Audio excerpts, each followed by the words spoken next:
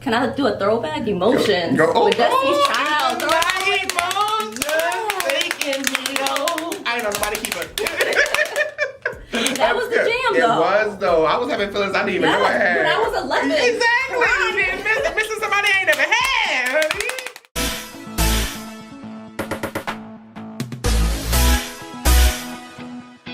Hey, beautiful people, it's Success Mentor Dante J. Worth, and I'm back with another video right here on Audacious Believer TV. Woo! Now, if this is your first time tuning in, I need you to make sure you hit that subscribe button down below. Make sure that you like this video, and make sure that you are commenting down below. Me and my team absolutely love to read your comments. Now, tonight, we're being joined by the beautiful, the fabulous, the one, the only. Tell them who you are, darling. Tianna Mañón. Woo! So we invited this beautiful young lady. She didn't even know she was uninvited. It's a whole story behind it. We'll talk I got about dragged it. into this. I was on the road, okay? I was almost out the door. Yes, she was. But she sat down in this chair. So we're going to talk about integrity of storytelling. Yes. But before we talk about that, we're going to ask you the same question we ask every single guest. What is your story? Wow. So I grew up in Rochester. I graduated from School Without Walls. Oh, girl. City School District. And I went to RIT. I majored in journalism and political science, and then I spent a little bit of time in Washington, D.C. Wow. But then the Boys and Girls Club shooting happened. Oh, God. And I kind of felt like, you know, dime a dozen in D.C. Yes, so I yes. moved back, and yeah, just since then I've been working in community journalism. That is awesome! That is awesome. So I know that you own your own platform. Tell the people what it is. Yeah, so it's Open Mic Rochester, Yes. openmicroc.com. Our publisher, Chappelle Thompson, actually started it, and then I was brought on for the relaunch. Nice. Yeah. See, I had all kind of misinformation because she just said, "Ah, y'all, what time to hear y'all?" So, when it comes to storytelling, a lot of times we don't realize that when we're telling someone else's story, that there has to be a level of integrity to it. Because you're not just telling it on your own behalf, you're telling it for someone else. Yes. How do you do that? You know, I pretend their mom is going to read it. I have this audience every time, my mother, their mother, and then really just an expert who, you know, already knew about this issue, and then maybe someone who didn't know about it at all. So I'm really targeting so many different people, but it forces me to stay ethical and really accurate too. You know, I try and make sure there are no errors, and really just making sure that their voice is in it. That's good. That's good. That's good. You know, so much fake news out there, and people have lost confidence in traditional media outlets. How do we restore confidence in news outlets? We just have to keep talking. You know, I have so many sources who call me up and they say, yo, you have to check this out. Yeah. And I make sure that even if the story doesn't come out, I'm keeping up with them. I'm saying, hey, what's going on next? Telling them, you know, the next update. So really just talking. Let's talk a lot more in our community. That's good. Let's talk out now. Let's look into it. That's good. That's good. So do you ever feel like you've made a mistake of sharing a story? How can we fix the mistake once the story's already out there? You know, really, I just hold myself accountable. I change the article and I go back and I apologize to that person and make it clear that, you know, that's not something that we do. And we're very apologetic on a personal level, not as a business. But we're sorry we messed up that story. And then, you know, other readers see that and they say, wow, that's so genuine. Yes. So just keeping that really That open dialogue. Yes, That it's open perfect. dialogue. That's good. That's good. A lot of times I help people share their story on this platform, writing books. How can they really share that story that is true to them and not just a story that's full of this and that, you know, really centering in on their own story? How can they really center in on what their true story is to tell?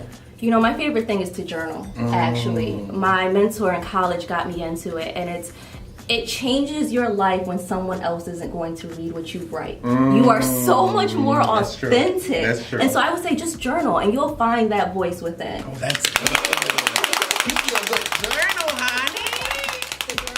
Yes, honey, yes! Not just with the boys and the girls' names up in there, but you're a good journal for yourself. That's good. So what are some other tools that people can put into place to really share their story with the world? You know, we have so many different platforms. We have Facebook, Instagram, Twitter, Christian Mingle. Wait a minute.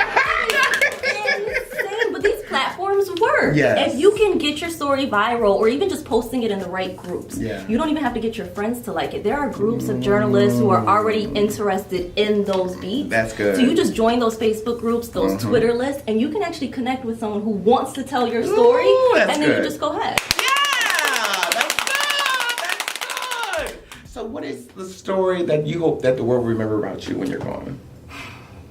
That I really just try to tell stories authentically. It's as authentic as possible. It's the first draft of history, so I really want to make sure that it's accurate, but also very empathetic. That's good. Yeah. That's good.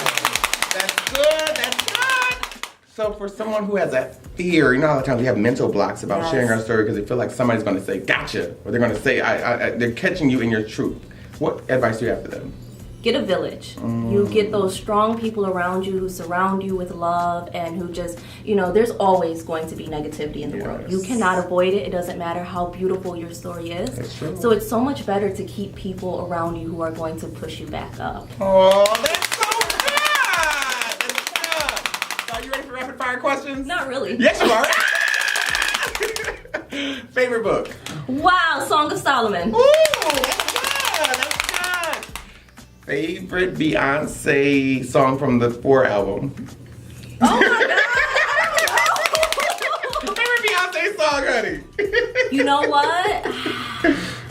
Can I do a throwback? Emotion. With Destiny's Child. I ain't know nobody keep it. That was the jam, It though. was, though. I was having feelings I didn't even know I had. When I was 11. Exactly. You didn't miss missing somebody I ain't never had.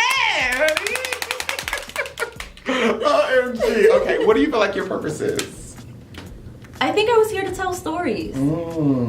I love to write and I love to find these other formats and I really love to just talk to people. And so for people who want to tell a story but they don't know how or they don't know these mediums, I like to think I'm a resource. Yeah, she's a guru. She's a Rio. Oh my God. She's a Rio and a guru. Don't be hyping me up. Yeah, you know you the bomb diggity girl. Yeah. I love it. And to be audacious means to be. To just do it. Even when other people tell you to doubt yourself, to know deep in your heart that this is what's going to make you happy and do it. That's good. That's good. That's good. Tell people how they can find you online, how they can support Yes, you. openmicroc.com. So Open Mic Rock on Twitter, Instagram, Facebook. It's all the same. Christian Mingo too. You want Christian Mingo? I wish. eHarmony.com. Oh, the Black Lord, that's the Black Planet. Okay. Until next time, remember that life is meant to be enjoyed and not just endured.